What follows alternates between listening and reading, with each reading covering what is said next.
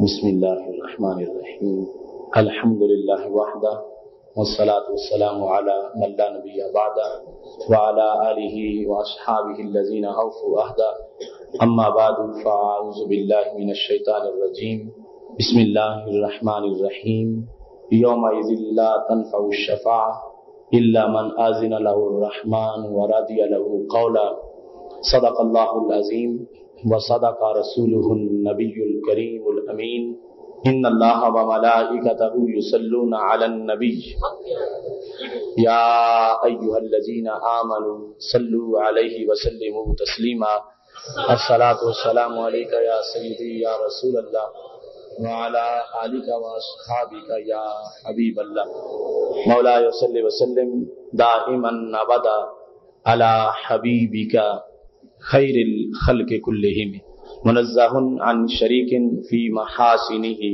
فجوہر الحسن فیہ غیر منقسم یا اکرم الخلق مالی من الوذ بہ سواک عند حلول الحادث العممی رب صلی وسلم دائما ابدا علی حبیبک خیر الخلق کلہم۔ اللہ تبارک و تعالی جل جلالہ وعم نوالہ واتم برہانہ وعظم شانہ کی حمد و ثنا اور حضور سرور کائنات مفخر موجودات زینت بزم کائنات دستگیر جہاں غم گسار زماں سید سروراں حامی بے قسم قائد المرسلین خاتم النبیین احمد مجتبی جناب محمد مصطفیٰ صلی اللہ علیہ وآلہ واصحابہ وبارک وسلم کہ دربار گوہر بار میں ہدیہ درود و سلام عرض کرنے کے بعد نہایت ہی معزز و محتشم حضرات و خواتین، ماہ رمضان المبارک کے عشرہ مغفرت میں رمضان المبارک کے تیسرے جمعۃ المبارک کے موقع پر آج ہماری گفتگو کا موضوع ہے مفہوم قرآن بدلنے کی واردات قسط نمبر 10۔ میری دعا ہے خالق کائنات جل جلالہ ہمیں حق کا پیغام ہر طرف پہنچانے کی توفیق عطا فرمائے۔ مفہوم قرآن بدلنے کی واردات یہ ہمارے اس موضوع کا تسلسل ہے جو آج سے کئی سال پہلے شروع کیا گیا اور اللہ کے فضل سے دنیا کے بہت سے ممالک میں اس موضوع کو سنا گیا اور کتابی شکل میں بھی ایک جلد آ چکی ہے اور دوسری جلد انشاءاللہ رمضان المبارک کے بعد آئے گی۔ اس موضوع میں ان آیات کو پڑھ کر قرآن و سنت سے یعنی خود قرآن ہی سے اور پھر نبی علیہ الصلوۃ والسلام کے فرمان سے تشریح کی جاتی ہے کہ جن کے مفہوم کو بگاڑنے کی کوشش کی گئی اور جن کے مفہوم پر واردات کرتے ہوئے قرآن مجید کی منشا مرضی کے خلاف اپنی خواہش قرآنی مفہوم میں داخل کرنے کی کوشش کی گئی۔ یقیناً جن حضرات نے پہلی 9 قسطیں سنی ہیں براہ راست یا ان کی کیسٹ سنے ہیں وہ جانتے ہیں کہ کس انداز میں لوگوں نے فکری طور پر بعض مقامات پر ترجمہ صحیح کرتے وقت بھی اپنا غلط مقصد نکالنے کی کوشش کی اور مفہوم کو بگاڑنے کی کوشش کی۔ کہ رب ذوالجلال کی دی ہوئی توفیق ہے کہ ہم نے مواخذہ کیا اور اللہ نے اس کے صدقے کئی لوگوں کو ایمان کی اعلیٰ بلندیوں سے مالا مال فرمایا۔ آج کا ہمارا موضوع وہ مسئلہ شفاعت کے لحاظ سے ہے۔ قرآن مجید برہان رشید میں شفاعت سے متعلق بہت سی آیات ہیں۔ من ذا الذی یشفع عندہ الا باذنہ، کون ہے جو شفاعت کرے اللہ کے ہاں مگر اس کے اذن کے ساتھ۔ یومئذ لا تنفع الشفاعۃ، قیامت کے دن شفاعت فائدہ نہیں دے گی الا من اذن له الرحمن، جس کے لیے اللہ نے اجازت دی، ورضی له قولا، جس کی بات کو رب نے پسند کیا اس کی شفاعت فائدہ دے گی۔ قرآن مجید برہان رشید کی متعدد آیات جن میں شفاعت کا تذکرہ ہے، ایمان والوں کو شفاعت میسر آئے گی اور کافر جو ہے ان کو شفاعت میسر نہیں آئے۔ وہ کہیں گے فما لنا من شافعین، ہمارا تو کوئی شافع نہیں ہے جو ہمیں چھڑائے ہماری سفارش کرے۔ مسئلہ شفاعت میں ہمارا یہ عقیدہ ہے کہ قیامت کے دن کافر و مشرک کی شفاعت نہیں کی جائے گی، اور نہ ہی رب ذوالجلال کافر و مشرک کو چھوڑے گا۔ جو کفر و شرک میں رہا وہ جہنم کا دائمی قیدی ہے، اس کو کبھی نہ کوئی اللہ والا چھڑائے گا اور نہ ہی اس کو چھوڑا جائے گا۔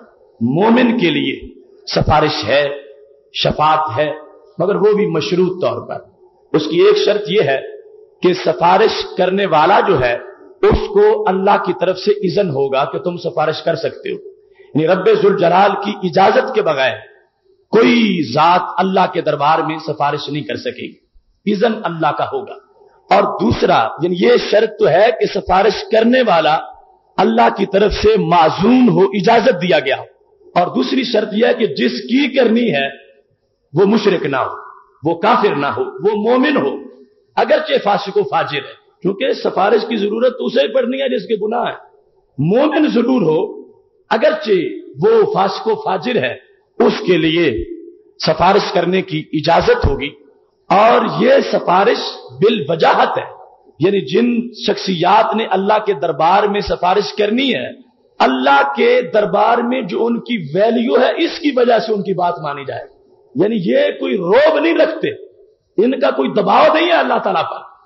رب ذوالجلال تو بڑے جلال میں ہوگا، آج اس کے لیے اس کے سامنے کسی کا کوئی دباؤ نہیں، کل حشر کو کیا ہوگا؟ سارے شفیع جتنے بھی بنیں گے شفاعت بالوجاہت کریں گے کہ ان کا ایک سٹیٹس ہوگا اللہ کے دربار میں، اس رتبے کی وجہ سے ان کی بات مانی جائے گی، نہ یہ کوئی دباؤ ڈال سکتے ہیں اور نہ ہی یہ کوئی ذریعہ استعمال کر سکتے ہیں، بس اللہ کے محبوب ہوں گے تو رب ذوالجلال ان کی بات کو قبول فرما لے گا۔ شفاعت یہ ہمارا عقیدہ ہے۔ معتزلہ کا یہ عقیدہ رہا جو ایک جھوٹا فرقہ ہے کہ فاسق و فاجر کی شفاعت نہیں ہوگی، جبکہ ہم اہل سنت کا ہر دور میں یہ عقیدہ رہا، بالخصوص یہ آیت میں جو پڑھی وَرَضِيَ لَهُ قَوْلًا، اس میں ذکر ہے کہ اس کی شفاعت ہوگی کہ جس کی بات کو رب پسند کرے گا، وہ مجرم کی جس کی بات کو رب پسند کرے گا۔ تو فاسق و فاجر نے یہ بات تو ضرور کی نا دنیا میں، لا الہ الا اللہ محمد الرسول اللہ، اشہد ان لا الہ الا اللہ واشہد ان محمد عبدہ ورسولہ، تو شرط قرآن کی پائی گئی، وَرَضِيَ لَهُ قَوْلًا، کہ اس کے قول کو رب نے پسند کیا ہے۔ یہ قول اس فاسق و فاجر کا جو مومن ہے، مشرک کافر نہیں، تو اس میں قرآنی شرط پائی گئی ہے۔ لہذا ہمارے عقیدے کے مطابق ضرور اگر کوئی اس کی سفارش کرنا چاہے گا تو اللہ تعالیٰ کی اذن سے سفارش کر سکے گا۔ باقی یہ سفارش کا جتنا فلسفہ ہے، اس کی آیات سن کے یا احادیث شفاعت والی سن کے کسی بندے کو گناہ پر جری نہیں ہونا چاہیے کہ چونکہ سفارش ہو جائے گی، بات ہو جائے گی تو ہم اب نیکی نہ کریں، یہ کسی کی بھول ہے۔ اس واسطے کہ جنہوں نے سفارش کرنی ہے وہی کل راضی نہ ہوئے تو پھر کدھر جاؤ؟ ان کے کرنے کے بعد اللہ کی مرضی ہے، اور محبوب علیہ السلام کو تو سرٹیفکیٹ دیا، اور محبوب علیہ السلام نے واضح کیا لکل نبی دعوت مستجابہ، ہر نبی کی ایک دعا ضرور قبول ہوتی ہے۔ فتعجل کل نبی دعوتہ، ہر نبی نے وہ مانگ لی، فرمایا میں نے آج تک نہیں مانگی، ان اختبات دعوتی شفاعت لامتی الی یوم القیامہ، فرمایا اگرچہ روزانہ دعائیں قبول ہوتی ہیں مگر کوٹے کی دعا میں نے چھپا کے رکھی ہے، قیامت کے دن مانگ کے امت کو جنت میں لے جاؤں گا۔ محتشم سامعین حضرات، یہ ایک تفسیر کا اقتباس میرے ہاتھ میں ہے، میں یہ پہلے پیش کر کے تو پھر اس پر تبصرہ کروں گا کہ واردات کیسی اللہ کے قرآن میں کی جائے۔ اسی آیت کے تحت یومئذ لا تنفع الشفاعۃ الا من اذن له الرحمن ورضی له قولا، سورہ طٰہٰ آیت نمبر 109 ہے۔ اس کے اندر اس کی تشریح کرتے ہوئے اس مفسر نے یہ لکھا، ایک معمولی افسر اپنے ذرا سے محکمے میں اگر اپنے ہر دوست یا عزیز کی سفارشیں سننے لگے تو 4 دن میں سارے محکمے کا ستیہ ناش کر کے رکھ دے گا۔ بھلا زمین و آسمان کے فرما روا سے یہ کیسے توقع کی جا سکتی ہے کہ اس کے ہاں سفارشوں کا بازار گرم ہوگا؟ ہر بزرگ جا جا کے جس کو چاہیں بخشوا لائیں گے، درحالے کہ ان میں سے کسی بزرگ کو یہ معلوم نہیں ہے کہ جن لوگوں کی سفارش وہ کر رہے ہیں ان کے نامہ اعمال کیسے ہیں۔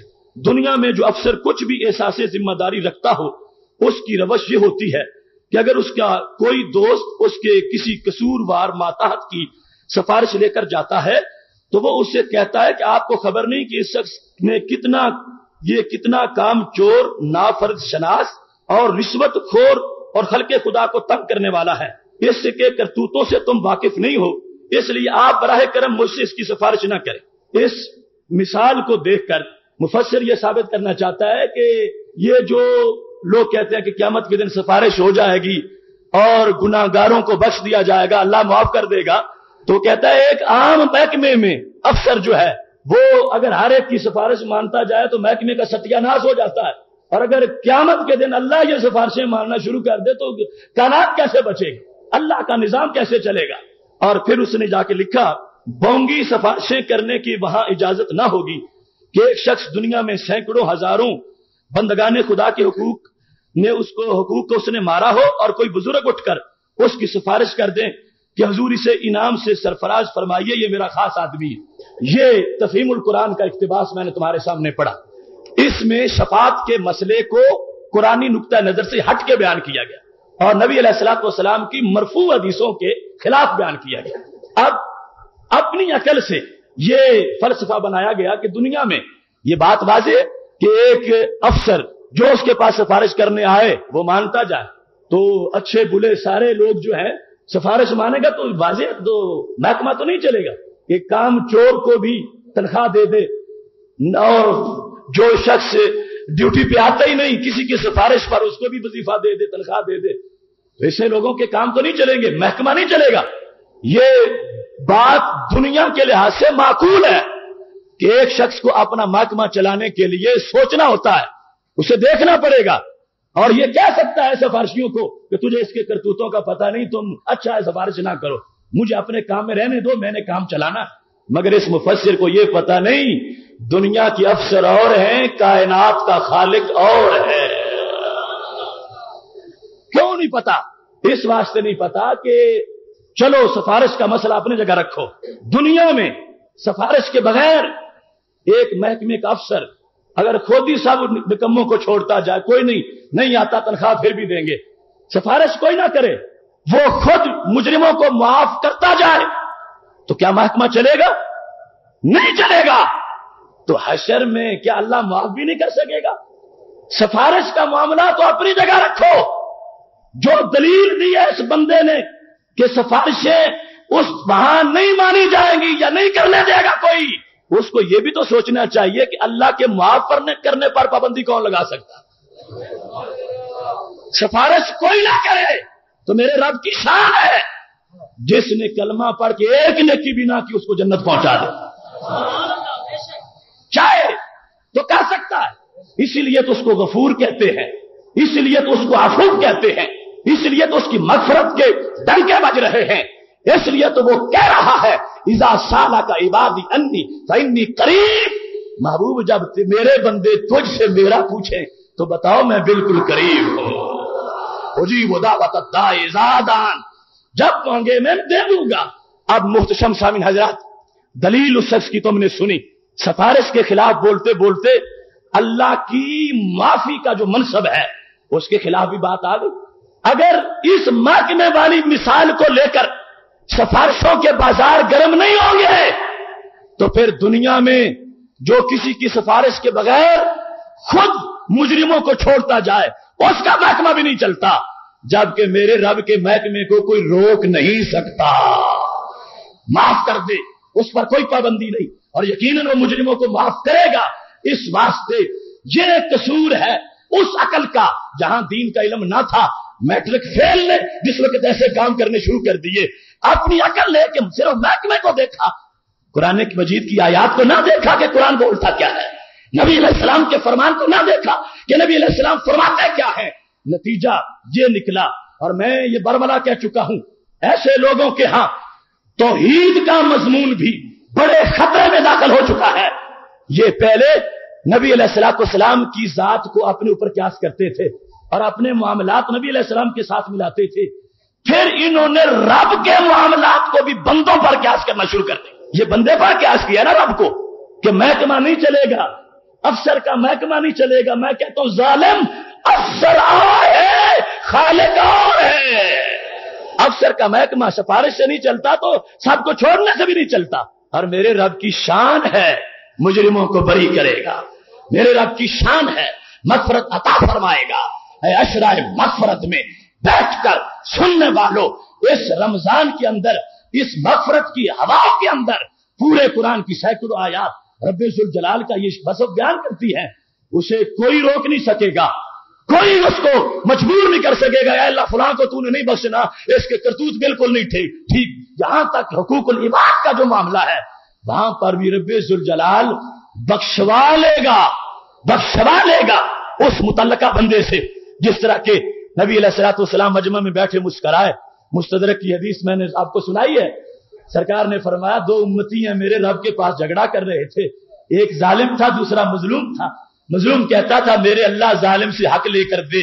تو اللہ تعالیٰ نے فرمایا اس کے تو پلے کچھ نہیں، کیا دے گا؟ اس نے کہا اس کی نیکیاں مجھے دے دے. اللہ نے فرمایا نیکیاں ختم ہو چکی ہیں. کہنے لگا میرے گناہ اس کے پلڑے میں ڈال دے. تو اللہ تعالیٰ نے فرمایا سامنے دیکھ نظر کیا آتا ہے. تو سونے کے جنت کے محل نظر آئے. تو اس نے کہا اللہ یہ کس کے ہیں؟ اللہ نے فرمایا جو اپنے ظالم کو معاف کر دے گا. سرکار نے فرمایا اس پر میں مسکرایا ہوں کہ اللہ نے کیسے بخشا ہے. اب یہ غلطی ہے تفہیم القرآن کے اندر 1 نہیں 10 مقامات سے زائد پر کہ اللہ کا معاملہ بندوں پہ قیاس کیا. اگر مکمل طور پر قیاس کرنا ہے تو پھر تو یہ نتیجہ نکلے گا کہ معاشر میں رب نے سزائیں دینی ہے، معاف نہیں کرنا. جبکہ مومنوں کا عقیدہ ہے معاف کر دے گا. امید ہے ہمیں معاف کر دے گا، اس کی شان ہے. اور وہ نبی علیہ الصلوۃ والسلام نے فرمایا تھا اے قدر کی رات کو جاگنے والوں یہ دعا کرنا اللہم انک عفو تحب العفو فاعف عنی یا غفور یا غفور یا غفور. تو اے اللہ معافی کو پسند بھی کرتا ہے، معاف کرتا بھی ہے، مجھے بھی معاف کر دے. اب دیکھو کتنی غلط سوچ ہے. جب رب ذوالجلال کی صفتیں بندوں پر آ کے قیاس کرنا چاہی تو محکمے کو اور اللہ کے نظام قدرت کو ملا دیا. تو صرف بغض تھا ولیوں کے بارے میں، نبیوں کے بارے میں، مگر بات وہ کر گئے کہ جو اللہ کے نظام مغفرت سے بھی ٹکرا رہی ہے. اب سنو قرآن مجید برہان رشید کے پورے مضمون سے اور ہزاروں احادیث کی روشنی میں میں عرض کر رہا ہوں قیامت کے دن شرطیں وہ جو میں نے پہلے خود بیان کی اس آیت میں وہی ہے یوم لا تنفع الشفاعۃ الا من اذن له الرحمن. کوئی بڑے سے بڑا کیوں نہ ہو، قطب غوث ولی، اگر رب کی اجازت نہیں ہوگی تو سفارش نہیں کر سکے گا. اور پھر نہ کافر کی کرے گا نہ مشرک کی کرے گا. یہ اذن دے دیا جائے گا کس انداز میں کہ تم جس مومن کی کرنا چاہو کرو. ان لوگوں نے سفارش کو کس طرح مانا؟ اتنا صرف مانا کہ جس طرح ایک افسر جیل سے کسی کو بری کر دے، فیصلہ کر دے، سب کچھ ہو جائے اور پھر سپاہی کو کہے جا اس کو جیل سے باہر نکال. اب یہ سپاہی کا کوئی دخل ہے اس میں؟ آرڈر ہو گیا، فیصلہ ہو گیا، اس کے بعد نوکر کو کہا جا اس کو نکال دے. ارے کمال تو اس کا ہے جس نے افسر کے ساتھ جا کے بات کی تھی اور اس کو بری کروایا تھا. ان لوگوں کی پوری تبلیغ میں یہ نکتہ ہے کہ سفارش مانتے ہیں ہوگی مگر جس نے کرنی ہے اس کی کوئی ویلیو نہیں. یہ ہوگی پہلے رب ذوالجلال دیکھ لے گا کہ جس کے گناہ تھوڑے ہیں کہے گا اب اس کی تو سفارش کر لے اور پھر اس کو چھوڑ دے گا. یہ انداز ان لوگوں نے پیش کیا جبکہ قرآن و سنت نے یہ انداز پیش کیا. صرف اس میں نہیں، مومن رب سے جھگڑے بھی کریں گے اور جھگڑے کر کے اپنے دوستوں کو جہنم سے باہر نکال لائیں گے. 10 قسم کی شفاعت ہے. کتنی قسم کی؟ 10 قسم کی جو اللہ نے میرے محبوب علیہ السلام کو شان عطا فرمائی ہے. کوئی ایک طرح کی شفاعت کر سکے گا، کوئی 2 طرح کی، کوئی 3 طرح کی. یہ ہمارے محبوب علیہ الصلوۃ والسلام ہیں جن کو خالق کائنات جل جلالہ نے 10 طرح کی شفاعت کا سہرا پہنایا ہے اور یہ مقام محمود والی شان ہے. اور شیعۃ العلماء کے اندر تفصیلاً اس کا تذکرہ ہے. پہلی شفاعت کیا ہے؟ بخاری و مسلم صاحب میں حدیثیں موجود ہیں کہ میدان محشر میں لوگ جب رک جائیں گے، حبس، گرمی اور پسینہ ہوگا اور حساب ہونا شروع نہیں ہوگا، سب کہیں گے کہ ہمیں نجات دلائے اس گراؤنڈ سے، حساب تو جو ہوگا ہوگا، ہم یہاں جل جائیں گے، کوئی ہمیں بچائے اس جگہ سے. حضرت آدم علیہ السلام سے لے کر حضرت عیسیٰ علیہ السلام تک سب کے پاس جائیں گے. وہ کہیں گے اذهبوا الی محمد صلی اللہ علیہ وسلم. اس گرمی سے ہم نہیں بچا سکتے. کوئی کہے گا میں نے یہ بات کی، کوئی کہے گا میں نے دنیا میں یہ کہا تھا. رب آج جلال پہ بڑا ہے، بات سنے گا نہیں. اذهبوا الی غیری، اور کے پاس جاؤ، اور کے پاس جاؤ. چلتے چلتے حضرت عیسیٰ علیہ السلام کے پاس جائیں گے، وہ کہیں گے میرے محبوب کے پاس جاؤ. اور نبی علیہ السلام کے پاس جب امتیں پہنچیں گی، اب یہ نہیں اور کے پاس جاؤ. فرمایا انا لہا، میں تو تمہارے انتظار میں بیٹھا ہوں، دیر کیوں کرتے رہے ہو. یہ مطلب ہے انا لہا، میں تو ہوں شفاعت کے لیے بیٹھا ہوں. تو یہ پہلی شفاعت، شفاعت عظمیٰ جس کو کہا جاتا ہے. میرے محبوب علیہ السلام کے سوا کسی کا حق نہیں، صرف ہمارے آقا صلی اللہ علیہ وسلم اللہ کی دی ہوئی شان سے یہ سفارش کریں گے. یہ پہلی سفارش ہے. دوسری سفارش وہ لوگ جو بغیر حساب کے جنت میں جائیں گے. یہ سفارش محبوب علیہ السلام کی، یا اللہ کچھ لوگوں کا حساب ہی نہیں کرنا، ان کو بغیر حساب جنت میں لے جانا. یہ دوسری سفارش. تیسری ان لوگوں کی سفارش کہ جن کا حساب ہوگا تو نیکی بدی برابر ہو جائے گی. اب بھی فیصلہ جنت کا تو نہیں ہو سکتا، نیکیاں بڑھتی تو جنتی بنتا. یہ بھی محتاج ہے بیچارہ کہ میری کوئی سفارش کرے. تو محبوب علیہ السلام اس کی بھی سفارش فرمائیں گے. تیسری قسم کی. چوتھی قسم کی سفارش کیا ہوگی کہ ایک شخص کا فیصلہ ہو گیا کہ یہ جہنمی ہے، ابھی جہنم میں داخل نہیں ہوا، لیکن جب اعمال تولے گئے تو فیصلہ ہو گیا کہ یہ جہنمی ہے. محبوب علیہ السلام نے سفارش کر کے جنت عطا فرما دی. پانچویں نمبر پر وہ شخص جو جہنم میں چلا گیا اپنے اعمال کی وجہ سے، وہاں سے مٹھی بھر کے کروڑوں کو جنت میں پہنچا دینا. حدیث صحیح میں یہ سفارش ہے ہمارے محبوب علیہ السلام کی. اور چھٹے نمبر پر وہ بندہ جو دائمی جہنمی ہے اس کا عذاب کچھ ہلکا کر دینا، باہر نہیں نکالنا، ہلکا کرنا. یہ بھی سفارش، یہ شان بھی ہمارے محبوب علیہ السلام کو حاصل ہے. جس طرح کہ صحیح بخاری میں جناب ابو طالب کے بارے میں جس وقت حضرت عباس نے پوچھا محبوب وہ تمہارا چچا تمہارے لیے لوگوں سے جھگڑے بھی کرتا تھا، حل اغنیت عن امک شیئا، تو قیامت میں کچھ فائدہ دو گے چچے کو؟ فرمایا ہاں فائدہ دوں گا. لولا انا لکان فی الدرک الاسفل من النار، اگر میں نہ ہوتا تو 70 سالہ گہرے جہنم کے کندھے میں چچا جلتا. فرمایا اب صرف ٹخنوں تک عذاب ہوگا. ایک کافر کو بھی تخفیف نبی علیہ السلام کی خصوصیت ہے، ورنہ لا یخفف عنہم العذاب، کافروں کا عذاب ہلکا بھی نہیں ہوتا.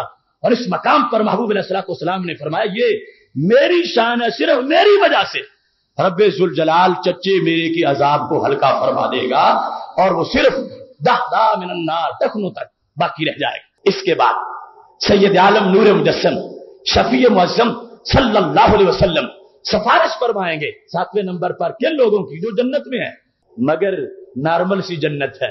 دل تو کرے گا صاحب کو جنت میں آ گئے ہیں تو اونچی میں چلے، تو محبوب علیہ السلام کی وہاں بھی سفارش کام آئے، وہاں بھی سفارش. پھر محبوب علیہ السلام ایک سفارش کریں گے خاص اہل مدینہ کے لیے، اور ایک سفارش کریں گے روضہ پاک پر حاضری دینے والوں کے لیے. یہ باقاعدہ کوٹا ہے کہ چونکہ اللہ میرے وصال کے بعد بھی میرے در پہ آیا تھا تو میں تو اس کو لے جاؤں گا جنت میں.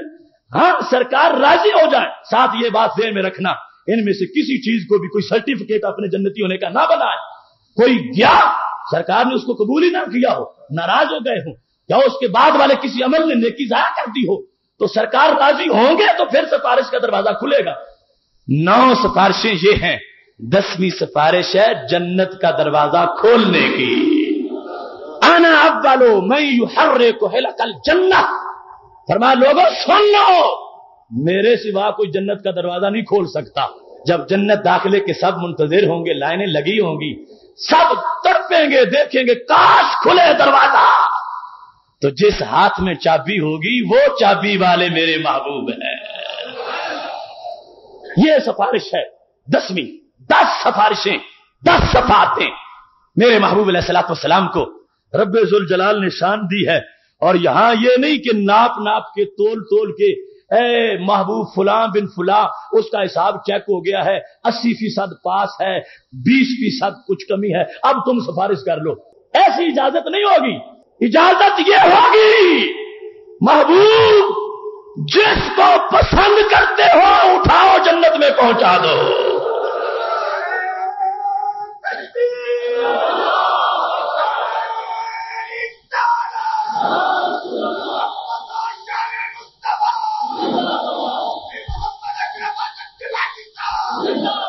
یہ اسماعیل دیلوی وغیرہ کا عقیدہ ہے کہ ایسی سفارش کریں گے کہ حاکم آرڈر کرے گا جاؤ وہ جیل کا دروازہ کھول دو، اب میں نے اس کو معاف کر دیا ہے. یہ سفارش نہیں. میرے محبوب علیہ الصلوۃ والسلام کو آپ کے کہنے پر فیصلہ ہوگا جنت کا، پھر دروازہ کھلے. یہ سفارش ہے. مسلم شریف کی حدیث سن لو. قربان جائیں اس عظیم آقا پہ جن کی آنکھیں امت کے لیے روتی رہیں. محبوب علیہ الصلوۃ والسلام تشریف فرما ہے تو حضرت عبداللہ بن عمر بن عاص رضی اللہ تعالیٰ عنہ راوی ہیں صحیح مسلم شریف میں. یہ کتاب الایمان کے اندر یہ حدیث شریف موجود ہے. محبوب علیہ السلام نے قرآن مجید کی 2 آیتیں پڑھی تو آنکھوں سے اشک جاری ہو گئے.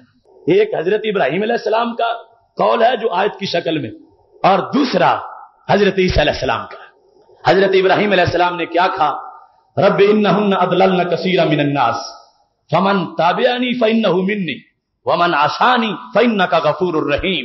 اے اللہ یہ بت جو ہیں انہوں نے بہت سے لوگوں کو گمراہ کر دیا. مطلب یہ گمراہی کا سبب بن گئے، لوگ ان کو سجدے کرنے لگے ہیں. اب میرے رب سن لے میری بات. فمن تابعنی فانہ منی، جس نے میری بات مانی پیروکار رہا میرا وہ تو میرا ہے. یعنی کلمہ پڑھنے کے بعد پھر میری بات بھی مانتا رہا، میں اس کا ذمہ دار ہوں مولا، وہ میرا ہے. ومن عصانی، اور جس نے میری بات نہیں مانی فإنک غفور الرحیم، پھر وہ تیرا ہے، مرضی ہے جو کچھ کر. فإنک غفور الرحیم، تو غفور الرحیم ہے، وہ میرا نہیں. اے اللہ میرے کھاتے میں اس کو نہ ڈالنا. من تابعنی فإنہ منی، جو میرا پیروکار بنا کلمہ پڑھ کے وہ میرا، اور جو کلمہ پڑھ کے نہیں بنا وہ میرا نہیں ہے. یہ واضح انہوں نے رب ذوالجلال سے کہہ دیا قرآن مجید میں. حضرت عیسیٰ علیہ السلام نے فرمایا ان تعذبہم فإنہم عبادک وإن تغفر لہم فإنک انت العزیز الحکیم. اے اللہ بندے ہیں یہ میرے ساتھ جو چلنے والے، اگر تو ان کو عذاب دے تو تیرے بندے ہیں، تیری مرضی ہے دے لے، اور اگر تو بخش دے تو تیری شان ہے. یہ حضرت عیسیٰ علیہ السلام نے کہا. اپنی امت کے لوگوں کے لحاظ سے رب ذوالجلال سے بات ختم ہو گئی. یہ 2 آیات جب میرے محبوب علیہ السلام نے پڑھی آنکھوں میں آنسو آ گئے، ہاتھ اونچے کیے، اللہم امتی امتی، فبکا، روئے. اے اللہ میں تو امت سے نہیں کٹ سکتا، یہ تیرے 2 پیغمبروں نے کہہ دیا تجھ کو کہ جو ہمارا پیروکار رہا وہ ہمارا ہے، اور جو کلمہ پڑھ کے پھر غلط کام کرتا رہا ہمارا نہیں. مرضی ہے عذاب دے، مرضی ہے چھوڑ دے. میرے رب میں تو نہیں چھوڑ سکتا امت کو. اللہم امتی امتی، اے اللہ میری امت میری امت میری امت کا کیا بنے گا، میری امت کا کیا بنے گا. یہ لفظ بھی بولے آنکھوں میں آنسو آ گئے. ہو نہیں سکتا فرش پہ آنسو نکلے اور عرش پہ احساس نہ ہو، فرشتوں کو اور اللہ کی طرف سے فیصلہ نہ ہو. رب ذوالجلال نے فرمایا جبریل جاؤ محبوب میرے رو رہے ہیں. پوچھو تو صحیح جا کے ما یبکی کا، محبوب آنسو کیوں نکلے؟ حالانکہ حدیث میں رب جانتا ہے کیوں نکلے، جانتا ہے کیوں نکلے، لیکن پھر پوچھتا ہے کیوں. دنیا کو پتا چلے کسی کی آنسو نکلے تو ماں پوچھے، کسی کے نکلے تو باپ پوچھے، کسی کے نکلے تو بھائی پوچھے، اور کسی کو نکلے تو الہی پوچھے. رب عرش نے جبریل کو بھیجا. جبریل چلنا، محبوب میرا روتا مجھے نظر آ رہا ہے، پوچھو ما یبکی کا، تجھے کیا چیز رلاتی ہے، کیوں رو رہے ہو، کیوں رو رہے ہو. جبریل علیہ السلام آ گئے، آ کے پوچھا تو محبوب علیہ السلام نے پڑھ کے سنا دیا. یہ 2 آیتیں قرآن کی سن جبریل، اور میں تو امت کے بارے میں امت کو نہیں چھوڑ سکتا کہ میں کہوں اے اللہ مرضی ہے تو جلا دے، مرضی ہے تو بچا دے. اللہم امتی امتی، اے اللہ میری امت میری امت. جبریل علیہ السلام سن کے عرش پہ سدرہ پہ چلے گئے، جا کے رب ذوالجلال کو بتایا کہ یہ کہتے ہیں उनको दर्द कोई अपना नहीं, दर्द अपने गुलामों का है। वो रोए भूख की वजह से नहीं, रोए गुलामों के लिए जो जहन्नम के शोले हैं उसकी वजह से है। अब जरा तसव्वुर बांधो उस महफिल का जब महबूब अलैहिस्सलाम की आंखों में आंसू थे, अर्श से जिब्रील आए थे और बरेली से मेरे इमाम ने तर्जुमा किया, अल्लाह क्या जहन्नम अब भी न सर्द होगा। रो रो के मुस्तफा ने दरिया बहा दिए हैं।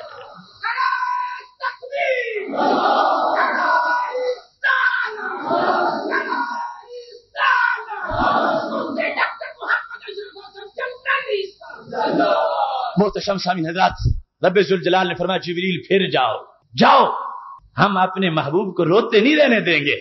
लफ्ज़ सुनना, सिक्का बंद, सही मुस्लिम। फरमाया महबूब से कहो चुप कर जाओ। इन्ना सनुर्दी का फी उम्मत का वला नसूओ का, महबूब तुझे उम्मत के मसले में राजी करेंगे। यह है ना सबसे बड़ा जुमला। ये नहीं कहा कि तुम्हारा 1000 कहोगे 1000 भेज देंगे, 2000 कहोगे 2000 भेज देंगे, 10,000 जहन्नमियों को निकलवाना चाहोगे भेज देंगे, 10 लाख को चाहोगे भेज देंगे। फरमाया नहीं, महबूब मकसद है तुम्हें राजी करना, जब राजी हो जाओगे हम बस कर देंगे। सनुर्दी का फी उम्मत का वला नसूओ का, फरमाया हमने कोई क़यामत के दिन आपको नाराज रखने के लिए क़यामत बनाई है, हम तुझे नाराज नहीं होने देंगे।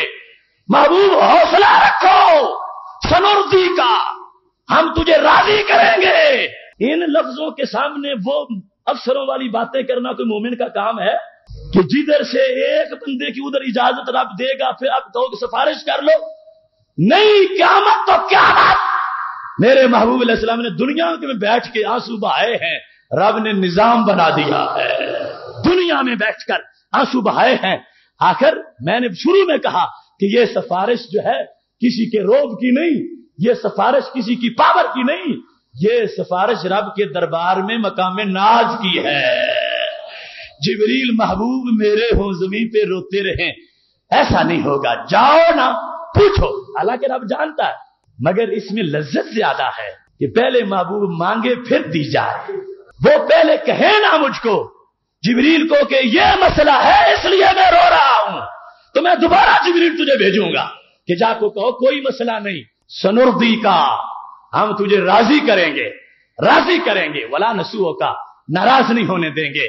गुनाहगारों का रोज़े महशर शफी खैरुल अनाम होगा, दुल्हन शफात बनेगी, दूल्हा नबी अलैहिस्सलाम होगा। इधर वो गिरतों को थाम लेंगे, उधर प्यासों को जाम देंगे। सिरात व मीज़ान हौज़े कौसर यही वो आली मकाम होगा। आना लहा कह के आशियों को लेंगे आगोशे मरहबत में, अजीज अकलौता जैसे मां को नबी को अपना गुलाम होगा। इस अंदाज के अंदर रब्बे जुल जलाल महबूब अलैहिस्सलाम को शान देने का वादा कर चुका है। वो रब जो सच्चा रब है और सच्चाई के दिन उसका ऐलान कर चुका है कि महबूब अलैहिस्सलाम को तोल तोल के नहीं, नाप नाप के नहीं, थोड़ी थोड़ी नहीं, एक इजाजत जरूर होगी, रब इजाजत देगा। फरमाएगा महबूब चुल्लू भरो, करोड़ों उठाओ, जन्नत में पहुंचा दो। अब कहां गए वो जुमले? इसे क्या खबर कि करतूत इसके कितने थे, अफसर को पता है कि कितनी कोताही करता रहा। अरे शफात फिर किस चीज की है? रब्बे जुल जलाल ने फरमाया महबूब हमने देखना है तुझे, हमने उस बंदे को नहीं देखना कि थोड़े किए थे या ज्यादा किए थे। हमने तुझे नाराज नहीं होने देना, तुझे नाराज नहीं होने देना और तुझे नाराज नहीं होने देना, तुझे राजी करना है। अब ये है शफात, ना ये कि अल्लाह किसी को फैसला करके जन्नती बनाए और फिर क्या महबूब अब तुम सिफारिश भी कर लो इसकी, अब दरवाजा खोल दो ये चला जाए। ये नहीं है, गलत मफहूम लोगों ने बात की कुरान मजीद की आयत पर। मेरे महबूब अलैहिस्सलाम की ये शान है, अल्लाह ने तो थोक के हिसाब से कहा, लफ्ज नहीं बोले 1,00,000, 2,00,000, करोड़, 2 करोड़। फरमाया महबूब सनुर्दी का, हमने तुझे राजी करना है। वाला सौफा युअतीका रब्बुका फतरदा, ये शान है ना। सारी दुनिया कहे रब को राजी करना है, रब कहे महबूब को राजी करना है। फिर सुनिए दूसरे नंबर पर हदीस शरीफ से इसका मफहूम वाज़ेह करना चाहता हूं। नसाई शरीफ में हदीस शरीफ, नसाई शरीफ में सियासिता में सही हदीस میرے آقا صلی اللہ علیہ وسلم ارشاد فرماتے ہیں ما مجادلۃ احدکم فی حق یکون له فی الدنیا باشد مجادلہ من المؤمنین ربهم فی اخوانهم. فرمایا دنیا میں آج تک کوئی بندہ اپنے کسی حق کے بارے میں اتنا جھگڑا نہیں کر سکا جتنا جھگڑا قیامت کے دن ولی کریں گے. کوئی بندہ اپنا جتنا بھی اس کا حق چھین دیا ہو گیا ہو اس کو لینے کے لیے اتنا جھگڑا نہیں کرتا, اتنی سٹرگل نہیں کرتا, اتنی کوشش نہیں کرتا. کسی کے مربے چلے جائیں, جو کچھ ہو جائے, کسی کا بیٹا قتل ہو جائے, محبوب علیہ السلام فرماتے ہیں پوری دنیا پر کوئی بندہ اپنا حق واپس لینے کے لیے, اپنے حق کے لیے وہ جھگڑا نہیں کرتا. کون سا؟ فرمایا جو جھگڑا مومن قیامت کے دن اپنے بھائی کے لیے کرے گا جو جہنم میں چلا گیا ہے. جھگڑے کا لفظ ہے, مجادلے کا لفظ ہے. اور کون ہوتا ہے جو رب سے جھگڑے کرے اور بچ بھی جائے؟ یہ ہے مقام ناز. اللہ تعالیٰ فرماتا ہے یجادلونا فی قوم لوط ان ابراہیم لحلیم اوّاہ منیب. فرمایا لوگوں سن لو, قرآن ہے. فرمایا حضرت ابراہیم علیہ السلام ہمارے ساتھ جھگڑا کرتے ہیں قوم لوط کے مسئلے میں, تو اے اللہ جو جھگڑا کرے وہ تو تمہارے دربار سے پھر نکال دیا جاتا ہے. فرمایا نہیں, ان ابراہیم لحلیم, جھگڑا کر کے بھی علم والا ابراہیم ہے. غیروں کے جھگڑے اور ہوتے ہیں, اپنوں کے جھگڑے اور ہوتے ہیں. قرآن ہے. جھگڑا بھی کیا ابراہیم علیہ السلام نے قوم لوط کے بارے میں اللہ سے. اللہ تعالیٰ فرماتا 3 صفتیں ساتھ بیان کر دی. فرمایا حلیم بھی ہے, اوّاہ بھی ہے, منیب بھی ہے. میرا ابراہیم حوصلے والا ہے, صبر والا ہے, اطاعت والا ہے, میری طرف رجوع کرنے والا ہے. یہ ساری شانیں بیان کی. حالانکہ جھگڑا بھی کیا. کیوں؟ محبوبوں کے دربار میں محبوں کے مقام ہوتے ہیں, اس واسطے جھگڑا بھی میٹھا ہو گیا. یہ انداز ہے جو میرے محبوب علیہ الصلوۃ والسلام نے فرمایا قیامت کے دن مومن جھگڑا کریں گے. کامل کون؟ جو جنتی بن چکے ہیں. جھگڑا کریں گے کیا؟ اے اللہ کانوا یصومون معنا ویحجون معنا ویصلون معنا وادخلتهم النار. ہمارے بھائی تھے, ہم کتنے حج کرنے گئے تھے. یہ جملہ, ہمارے بھائی تھے, ہم نماز بھی اکٹھے پڑھتے رہے, ہمارے بھائی تھے, ہم نے روزے اکٹھے رکھے, اور تو نے ان کو جہنم میں داخل کر دیا. جو ہو سکتا ہے نمازی, روزے دار, حاجی کے کوئی گناہ ہو تو جہنم میں چلا جا. یہ صورتحال بن گئے. محبوب علیہ السلام کی آنکھ کے نیچے جہنم بھی ہے, جنت بھی ہے. دیکھ کر نسائی شریف فرمایا وہ کہیں گے اے اللہ ہمارے ساتھی تو نے جہنم میں داخل کر دیے, نکال ان کو, ہمیں اجازت دے, ہم نکال لائیں. جھگڑا تب بنے گا نا جب کہیں گے ادھر سے قبول نہیں ہوگا. یہ پھر کہیں گے اللہ ہمارے ساتھی جہنم میں تو نے داخل کیے, وہ ہمارے ساتھ تراویح پڑھتے تھے, نمازی تھے, اے اللہ اجازت دے, ہم نکال کے لے آئے. جھگڑا تب بنے گا جب تھوڑا ادھر سے توقف ہوگا. یہ بار بار کہیں گے, بار بار. اور صرف جھگڑا ہی نہیں, سرکار فرماتے ہیں شدید ترین جھگڑا. اشد کے لفظ بولے, ایک ہوتا ہے شدید, ایک ہے اشد. اشد جو ہے سپرلیٹو ڈگری ہے شدت کی. بڑا ہی جان ماریں گے ادھر سے ادھر سے. اے اللہ اے اللہ اے اللہ وہ ہمارے بھائی جہنم میں چل گئے, جہنم میں چل گئے, اجازت دے ہم کو, ہم نکال کے لے آئیں. اتنا دنیا میں کسی کا پسینہ نہیں بہتا حق مانگتے وقت. اتنا رب سے جھگڑے کریں گے, جھگڑے کریں گے.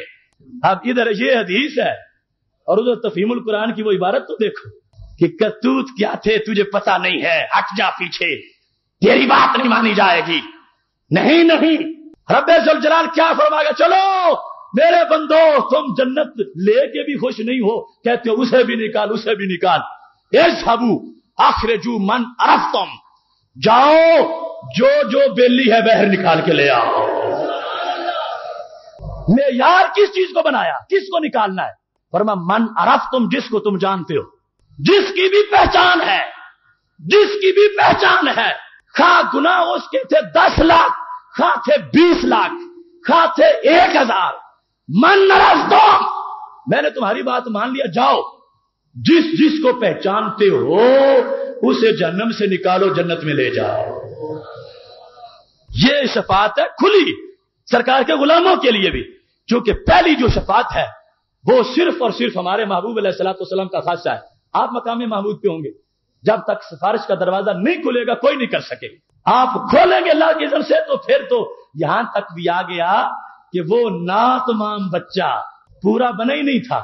ولادت سے پہلے مدت پوری ہونے سے پہلے وہ بچہ ضائع ہو گیا، سقط اس کو کہتے ہیں، جو گر جائے بچہ، محبوب علیہ السلام فرماتے ہیں وہ بھی اپنے نافے کے ساتھ ماں کو باندھ کے جنت لے جائے گا۔ کیا مذاق بنا لیا ان لوگوں نے شفاعت کے مضمون کو۔ محبوب علیہ الصلوۃ والسلام دروازہ کھولتے ہیں، اس کے بعد کتنے شفیع ہیں، وہ چھوٹے بچے تک، وہاں تک سفارش مانی جائے گی، بات قبول ہوگی، رب ذوالجلال ان کی بات کو پسند کر لے گا۔ اب یہ جو جھگڑا کر دیتے، شدید جھگڑا، ہر وقت اے رب ہمارے دوست جہنم میں جل رہے ہیں، اللہ تعالیٰ نے فرمایا جاؤ اخرجوا من عرفتم، اب یہ چلے جائیں۔ بعضهم من اخذته النار الى نصف ساقه، جن کے لیے جھگڑتے رہے ان میں سے کچھ وہ ہیں جن کو آدھی پنڈلیوں تک آگ آ گئی ہے۔ اسے پتا چلتا ہے کہ جہنم میں بڑا کمپیوٹرائز نظام ہے، ایسا نہیں کہ جس کو گرایا فوراً ہی ہر ایک نیچے پیندے میں چلا جائے، یعنی آگ اوپر بوجھ بھی برداشت کر سکے گی، آہستہ آہستہ جو مجرم ہوگا دھنستا چلا جائے۔ بعض ان میں سے آدھی پنڈلیوں تک آگ میں چلے گئے اور بعض ٹخنوں تک، اوپر سے شفیع پہنچ گئے، شفیع پہنچ گئے۔ اب اللہ کا آرڈر ہے، روک کون سکتا ہے، ہاتھ ڈالا کھینچ کے جنت میں پہنچا دیا۔ مومنین کا لفظ ہے، مومنین کا یعنی جو بڑے درجے کے صالحین ہیں، اولیاء، شہداء، غوث، کتب اور پھر انبیاء، ان کا معاملہ تو بڑا دور کا معاملہ ہے۔ یہ کلاس فیلو مومن، حج فیلو اور نماز فیلو، یہ کٹھے روزے رکھنے والے آدھے پاس ہو گئے، کچھ ناکام ہو گئے، جو پاس ہو گئے۔ محبوب علیہ السلام فرماتے ہیں جھگڑا بڑا کریں گے اور جھگڑے کا فائدہ بھی ہوگا، رب مان جائے گا۔ اب اس وقت اللہ تعالیٰ فرمائے گا نکالو، نکال کے پھر چلے جائیں گے اللہ کے دربار میں، اے اللہ وہ تو سارے ہم نکال کے لے آئے جو تو نے کہے تھے۔ اب یہاں پر یہ انداز بھی دیکھو نا، اللہ تعالیٰ نے یہ نہیں کہا زید کو نکالو، عمر کو نکالو، بکر کو نکالو، خالد کو نکالو، فرمانی من عرف، تم جس کو پہچانتے ہو نکال دو۔ میں نے جو دروازہ کھول دیا رحمت کا، یہ عموم والا لفظ ہے، اب جس کو پہچانتے ہو سکتا ہے 100 ہو سکتا ہے 1000 ہو 10,000 ہو، من عرف تم، میں یار تمہارا پہچاننا ہے، نکال لو جا کے۔ اب چلے گئے اللہ، جن کو ہم جانتے تھے نکال کے لے آئے، ان کو امید لگ گئی ہے، اب اگلی بات بھی مانی جائے گی۔ جا کے حالانکہ جنت میں پہنچا کے دوستوں کو پھر کہتے اب ہم بھی آ گئے ہیں، دوست بھی آ گئے ہیں، نہیں پھر جائیں گے، اے اللہ جو تو نے کہے تھے ہم نے نکال لیے۔ پھر اللہ فرمائے گا جاؤ اخرجو من کانا فی قلبہ وزن دینار، اب ایک اور کوٹا تمہیں دے رہا ہوں، پہلے تھا جن کو پہچانتے ہو، اب جس کے دل میں 1 دینار جتنا بھی ایمان ہے اسے بھی نکال کے لے آؤ۔ اب اس تفہیم کے لفظ پر غور کرو کہ وہ سر کہے گا تجھے پتہ نہیں اس کے کرتوت کتنے، اس نے تو کوئی اچھا کام کیے ہی نہیں، تو میں کیوں چھوڑوں، نظام نہیں چلے گا۔ اللہ فرماتا ہے ساری زندگی اس نے کوئی اچھا کام نہ کیا مگر دل میں ایمان تو تھا، بندو جاؤ 1 دینار بھی جس کے دل میں ہے نکال کے لے آؤ۔ یہ جائیں گے، ان کو نکالیں گے، پھر اللہ کے دربار رب ذوالجلال فرمائے گا اخرجو من کان فی قلبی نصف دینار، ریٹ لگ گیا ہے، آدھا دینار جس کے دل میں اسے بھی نکال کے پھر جائیں گے، اے اللہ آدھے والے بھی نکالا ہے، فرما من کان فی قلبہ ذرہ، رائی برابر جس میں وہ بھی نکال لو۔ کتنا ظلم کیا شفاعت کے مضمون کے ساتھ ان لوگوں نے۔ بھئی اگر ڈرانا مقصود ہے لوگوں کو تو جو انداز ہے اس سے ڈراؤ، نہ کہ شفاعت کی جو ریڑھ کی ہڈی ہے اس کا انکار کر دو۔ یہ شفاعت، اس کو سن کے کوئی جری نہ ہو جائے کہ میرے دل میں پھر نصف تو آ جائے گا، یہ ہو جائے گا، وہ ہو جائے گا، کیونکہ ہو سکتا ہے کہ وہ لوگ وہاں تک ان کی جو شفیع ہے رسائی نہ ہو، پھر بھی معاملہ اٹک جائے۔ اس واسطے ڈرتے رہنا اور عمل کرتے رہنا یہ مومن کی شان ہے، مگر شفاعت ماننا بھی مومن کا ایمان ہے۔ اب یہ معاملہ جس وقت مزید آگے بڑھتا ہے، سید عالم نور مجسم شفیع معظم صلی اللہ علیہ وسلم فرمانے لگے لَيَدْخُلُ الْجَنَّةَ بِشَفَاعَةِ رَجُلٍ مِّنْ أُمَّتِي أَكْثَرَ مِنْ رَبِيعَةٍ وَمُدَرٍ، فرمایا میری امت کے ایک انسان کی شفاعت سے ربیہ اور مدر قبیلے کی مجموعی جو آبادی ہے اس سے زیادہ بندوں کو جنت عطا فرمائی جائے گی۔ یہ 2 قبیلے ربیہ اور مدر سب سے بڑی پاپولیشن والے، بڑی آبادی والے تھے، تو نبی علیہ السلام نے فرمایا جتنے ان کے بندے ہیں ان سے زیادہ تو میرا ایک امتی جہنم سے نکال کے لے جائے گا۔ اور پھر فرمایا آدمی اٹھے گا، کہا جائے گا یقال لو قم فلان اشفع، اللہ فرمائے گا اٹھ شفاعت کر، سفارش کر، تو پھر یشفع لأہل بیتہ، یشفع لأہلہ، یشفع للرجل اور للرجلین علی قدر اعمالہ۔ جب رب ذوالجلال فرمائے گا اٹھ شفاعت کر، تو کس پاور پر شفاعت کرے گا؟ میرے محبوب علیہ السلام فرماتے ہیں اپنے عمل کے میرٹ پر یہ شفاعت کرنے والا جو ہے علی قدر اعمالہ، جتنا رب کو پیارا ہوگا اتنا کوٹا زیادہ ہوگا۔ یہاں سے بھی اس مضمون کی غلطی ثابت ہوئی، وہاں یہ ہے کہ دیکھنا ہے اس کے کرتوت کیا تھے، کوئی اچھا بھی کیا ہے کوئی برا بھی کیا ہے، تو نبی علیہ السلام تو فرما رہے ہیں اب اس کا لحاظ نہیں، اب سفارش کرنے والے کا لحاظ ہے، اس کا عمل کتنا تھا، اس کی ویلیو رب کے دربار میں کیا ہے، اس کا مرتبہ کیا ہے، اس کا مرتبہ کیا ہے، اس مرتبے کے مطابق فرمایا کچھ بندے ہزاروں کی کر سکیں گے، کچھ اپنے خاندان کی کر سکیں گے، کچھ اپنے گھر کی کر سکیں گے، کچھ ایک کی کریں گے، کچھ دو کی کریں گے، علی قدر اعمالہ، جتنا کسی نے رب کے دربار میں مقام بنایا ہے اتنی سفارش کر سکے گا۔ اس واسطے وہ حدیث تم نے سنی ہوگی، من قرأ القرآن فاستظہرہ فاحل حلالہ وحرم حرامہ ادخلہ اللہ الجنہ وشفعہ فی عشرۃ من اہل بیتہ کلہم قد وجبت لہ النار۔ حدیث صحیح ہے، میرے محبوب علیہ السلام فرماتے ہیں جس نے قرآن پڑھا فاستظہرہ پھر حفظ کر لیا، احل حلالہ وحرم حرامہ پھر اس کو سمجھا اور سمجھ کے ساری زندگی عمل کیا، اس کے حلال کو حلال جانا اور حرام کو حرام جانا، کیا ہوگا؟ میرے محبوب علیہ السلام فرماتے ہیں ادخلہ الجنہ، اللہ اس بندے کو جنت داخل فرمائے گا۔ مفہوم قرآن بدلنے کی واردات قرآن کے اندر جو کی جا رہی ہے اس کا ہم نے مواخذہ کرنا ہے۔ اب دیکھیے محبوب علیہ الصلوۃ والسلام نے فرمایا شفعہ، صرف اس کو ہی اللہ جنت میں داخل نہیں کرے گا، وہ تو ہو گیا، شفعہ فی عشرۃ من اہل بیتہ، اس کے کہنے پر رب ذوالجلال اس کے گھر میں سے 10 آدمیوں کو جنت عطا فرمائے گا۔ 10 آدمی، 10 قوم سے کہ جو پاس ہونے کے ویسے قریب تھے، چھوٹی سی رکاوٹ تھی، ہمارے محبوب علیہ السلام فرماتے ہیں نہیں، چھوٹی رکاوٹ والے نہیں، کلہم قد وجبت لہ النار، سارے جہنمی ہو چکے تھے، مومن تھے مگر فاسق و فاجر تھے اس کے گھر والے، خاندان میں سے 10 بندے ان کا جہنم میں جانا طے ہو چکا تھا، اعلان ہو چکا تھا رب کے دربار میں کہ یہ جہنمی ہے۔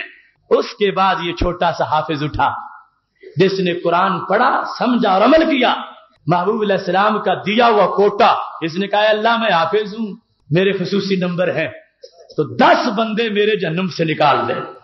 محبوب علیہ السلام فرماتے ہیں جن 10 کا اشارہ کرے گا جہنم سے باہر آ جائیں گے۔ تو پتا چلا کہ یہ اپنے عمل کی وجہ سے جو شفیع کا عمل ہے، اس کی ویلیو کا لحاظ ہے، اس کا مرتبہ جو ہے، اس کا احساس ہے، اس کے لحاظ سے سفارشیں جو ہیں وہ قبول ہو جائیں گی، اور اس میں یہ نہیں دیکھا جائے گا کہ اب کتنے گناہ تھے کتنے نہیں تھے، یعنی وہ حقوق العباد اللہ معاف فرما لے گا، حقوق اللہ خود کر دے گا، ایمان ہونا چاہیے، اور پھر اگر شفیع کی شفاعت پہنچ گئی اللہ نے فضل کر دیا تو اس طرح ہو جائے گا۔ 10 بندے جن کے لیے جہنم ثابت تھی کہ یہ جہنمی ہے، ایک حافظ کے کہنے پر ان کو جنت عطا فرما دی جائے گی۔ بات سوچنے کی ہے، انہوں نے کسی حدیث کو نہ دیکھا، سینکڑوں حدیث ہے شفاعت کی، خود تو مطلقاً آیات کافروں والی پڑھتے ہیں، یعنی جہاں کافروں کا ذکر ہے فما لنا من شافعین، ہمارا تو کوئی شفیع نہیں، ہمارا تو کوئی شفیع نہیں، پڑھتے یہ جاتے ہیں سناتے مومنوں کے ہیں کہ کل تو کوئی پریشان حال نہیں ہوگا، کوئی نہیں ہوگا، کوئی نہیں ہوگا، یہاں تک معاذلہ پہنچ جاتے ہیں، یہاں تک انسان کا ضمیر گوارا نہیں کرتا، کہتے ہیں کہ ہمارے نبی علیہ السلام کو کوئی پتہ نہیں کہ میرے ساتھ کل کیا ہو۔ یہاں تک جسارت اور جرم ہو تو پھر بھی سمجھتے ہو کہ اصلاح کی کوئی ضرورت نہیں، قرآن کے ساتھ اتنا ظلم ہو رہا ہو تو پھر بھی اس آواز کو فرقہ واریت کہو گے؟ یہ حق ہے قرآن کا، اور اس حق کو حق ثابت کرنا فرض ہے ہم پر، قرض ہے ہم پر۔ کیوں کوئی ایسا قرآن کی آیات سے کرے؟ رب نے دروازے کھولے ہوئے ہوں، کون ہوتا ہے جو آگے باڑے لگائے؟ رب ذوالجلال نے اتنی شانیں دی ہیں۔ اب جس غریب انسان کے بچے نے قرآن پڑھ لیا، حافظ بنا، عالم بنا، عامل بنا، وہ تو 10 لے جائے، اور جن کے سینے پہ اترا ان کی صورتحال کیا ہوگی؟ سینے پہ جن کے اترے ان کے لحاظ سے کہنا نہیں کل کچھ فائدہ نہیں دے سکیں گے، یہ کوئی دین ہے؟ یہ کوئی ایمان ہے؟ یہ کوئی پہچان ہے نبوت کی؟ جن پر اترا اور کسی کے بچے نے پڑھ لیا، اعزاز ہے۔ اور پھر البسا والداہ تاج یوم القیامہ، غریب سی ماں تھی، غریب سا باپ تھا، مگر قیامت کے دن نور کا تاج دونوں کو پہنایا جائے گا۔ نور کا تاج کہ بچہ ان کا حافظ بن گیا، بچہ پڑھ گیا، عالم بنا، عامل بنا، اس واسطے ان کے اپنے عمل پر نہیں، بچے کی وجہ سے ان کو تاج فرشتوں پہناؤ۔ ہائے افسوس ان لوگوں کی فکر کا ماتم کرے جنہوں میرے محبوب علیہ السلام کے والدین کے بارے میں غلط سوچے۔ حضرت سیدہ آمینہ رضی اللہ تعالیٰ عنہ اور حضرت سیدنا عبداللہ رضی اللہ تعالیٰ عنہ، ان کے بارے میں معاذ اللہ کہتے پھرے کہ وہ وہاں ہیں اور جنت سے دور ہیں۔ کیسے ضمیر ان کا مانتا ہے کہ وہ ایسی بات کریں؟ جن پر اترا ہوا قرآن غیر پڑھے تو اس کی امی کو تاج پہنایا جائے، ابو کو تاج پہنایا جائے، اور جن والدین کے لال کے سینے پہ اترا ان والدین کی شان کیا ہوگی؟ کیا ان کی اپنے والدین کے بارے میں بھی بات نہیں مانی جائے گی؟ حالانکہ طے شدہ حقیقت ہے وہ ویسے ہی سرکار کی نسبت سے، وہ پہلے ہی سرکار کی عظمت سے ان کی عظمتیں دوبالا ہیں، شان نرالی ہے۔ تو اس واسطے محتشم سامعین حضرات، جو ہزارہ احادیث اور قرآن مجید کی سینکڑوں آیات سے شفاعت کا مضمون ہے وہ تمہارے سامنے تفہیم القرآن کے رد میں نے تمہارے پیش کیا۔ پوری ذمہ داری کے ساتھ ہر لفظ کا پابند ہوں، ہر لفظ کا ذمہ دار ہوں کہ میں نے برحق اس قول کو 100% حق سمجھتے ہوئے تمہارے سامنے اس فکری واردات کا انکشاف کیا۔ کتنا ظلم کیا لوگوں نے ترجمہ قرآن کی آڑ میں اور تفہیم قرآن کی آڑ میں، کتنے مظالم ہیں اور کتنے رب کے عظیم بندوں کی شانوں کا انکار کیا ہے۔ وہ اس بندوں کے ساتھ تھا، بات یہاں تک کر دی کہ اللہ کی شان کا انکار لازم آنے لگا۔ اب جس وقت وہ افسر اور محکمے والی بات چلاؤ گے، وہاں اگر دنیا میں افسر سفارشیں مانے تو محکمہ ڈوب جاتا ہے، اور اگر خود چھوڑتا جائے پھر بھی ڈوب جاتا ہے، جبکہ یہاں طے شدہ بات ہے کہ رب ذوالجلال حشر میں خود چھوڑ دے گا، کوئی نقصان نہیں ہوگا۔ چونکہ محبوب علیہ السلام فرماتے ہیں اگر ساری دنیا کے بندے پہلے درجے کے صوفی بن جائیں، متقی بن جائیں، اللہ کو کوئی فائدہ نہیں دے سکتے، اور سارے ہی پہلے نمبر کے برے ہو جائیں، اللہ کا کچھ بگاڑ نہیں سکتے۔ تو اس رب کے کارخانہ قدرت کو محکمے سے تشبیہ دینا کو تک بنتا ہے؟ کیسی سوچ ہے یہ؟ میرے رب کی عظمتوں کا انکار کیا جا رہا ہے۔ اس واسطے محتشم سامعین حضرات، شفاعت ہے، برحق ہے، عمل ضروری ہے، ہر سانس میں ضروری ہے۔ شفاعت بالوجاہت ہے، اللہ کے دربار میں جس کی جو ویلیو ہے اس کو رب کہہ دے گا، یہ نہیں کہ لکیر لگا کے اس کی کر، کہے گا جس کی چاہتا ہے کر۔ شرط پہلے لگا دی، مومن کی ہو، کافر کی نہیں کرنی، کافر کی نہیں کرنی، آگے تیری مرضی ہے۔ کیونکہ مستدرک للحاکم کی حدیث شریف جو چند جمعے میں نے پہلے بیان کی، اس میں جب نبی علیہ الصلوۃ والسلام مسکرائے اور وہ حدیث پھر آپ نے فرمایا میرے صحابہ میں صبح سے لے کر بیٹھا شام تک عشاء تک بیٹھ رہے، بولے ہی نہیں، صرف نماز پڑھائی پھر بیٹھ گئے۔ چاشت کے وقت تھوڑا سا مسکرائے تھے، فرمایا اس وقت میں بتاؤں کیوں مسکرایا تھا؟ فرمایا اللہ تعالی نے پہلے نبیوں کو بلایا تم سفارش کرو، پھر شہیدوں کو بلایا تم کرو، اور اس وقت ایک آخری بندہ جہنم سے جس کو نکالا گیا، حشر بپا ہونا سرکار نے پہلے دیکھا ہے صحیح حدیث میں، فرمایا جس وقت اس کو اللہ نے نکالا تو اللہ نے فرشتوں کو کہا جو دنیا سے سب سے بڑا بادشاہ تھا نا، اس کے ملک جتنی 11 بار اس کو جنت دو۔ اس نے کہا تستہزئ بی وانت ربی، رب ہو کہ میرے ساتھ مذاق کرتا ہے، میں کیسے جنتوں کا مستحق اور اتنی بڑی جنتوں کا؟ محبوب فرماتے ہیں سادہ تھا، بول رہا تھا، رب بھی مسکرایا ہے، میں بھی مسکرایا، جو کہ بیٹھے تھے نا مجمع میں تو مسکرائے۔ ایک مقام پر فرمایا صحابہ پتہ ہے کیوں میں مسکرایا ہوں؟ فرمایا اس کی بات سن کے رب بھی مسکرایا ہے، میں بھی مسکرایا۔ تو یہ ہمارے نعرے ہوں گے اس وقت اس انداز میں۔ یہ رب ذوالجلال نے شان دیا اس حدیث میں، یہ ہے جب شہداء کو بلایا جائے گا تو اللہ فرمائے گا اشفعوا لمن ارادوا، اور میں مرضی تمہاری ہے، جس کا ارادہ کرو سفارش کرو میں قبول کر لوں۔ من ارادو کے الفاظ بھی اس بات کو واضح کر رہے ہیں کہ وہاں پر مطلقاً اجازت دے دی جائے گی، اور اس اجازت سے آگے بیڑے پار ہو جائیں گے۔ میری دعا ہے رب ذوالجلال رمضان المبارک کے لمحات میں ہمیں عمل کی مزید پختگی اور ایمان کی مزید عظمت عطا فرمائے.